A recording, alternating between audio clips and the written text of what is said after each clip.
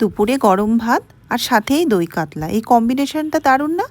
আজ এই দই কাতলার রেসিপিটাই শেয়ার করব। এই দই কাতলার জন্য কয়েকটা কাতলা মাছকে ভালোভাবে লবণ হলুদ মাখিয়ে ভেজে নিয়েছি। তারপর পোস্ত, কাঠবাদাম, কাঁচা লঙ্কার একটা পেস্ট বানিয়ে নিয়েছি।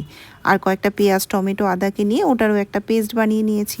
তারপর কড়াইতে তেল দিয়ে তাতে গরম মশলা ফোড়ন দিয়ে টমেটো, পেঁয়াজ, আদা বাটাটা দিয়ে দিয়েছি। তারপর লবণ, হলুদ, জিরে গুঁড়ো, লঙ্কা গুঁড়ো, পোস্ত বাটা দিয়ে নেড়ে চেড়ে একটু টক দইও অ্যাড করে দিয়েছি। 5-7 মিনিট ঢাকা রেখে মাছগুলোকে দিয়ে দিয়েছি। নামানোর আগে একটু ঘি আর গরম মশলা দিয়ে আরও 5-7 মিনিট ঢেকে দিয়েছি, যেন মাছগুলো ভালোভাবে সেদ্ধ হয়ে যায়। ঝোলটা একটু টেনে আসলেই রেডি দই কাতলা। আর গরম গরম ভাতের সাথে পরিবেশন করে নিয়েছি। জাস্ট ফাটাফাটি স্বাদ হয়েছিল। তোমরাও অবশ্যই ট্রাই করো কিন্তু। আর গরম ভাতের সাথে এই দই কাতলা রেসিপিটা কেমন লাগলো কমেন্ট করে অবশ্যই জানিও বন্ধুরা। বাই।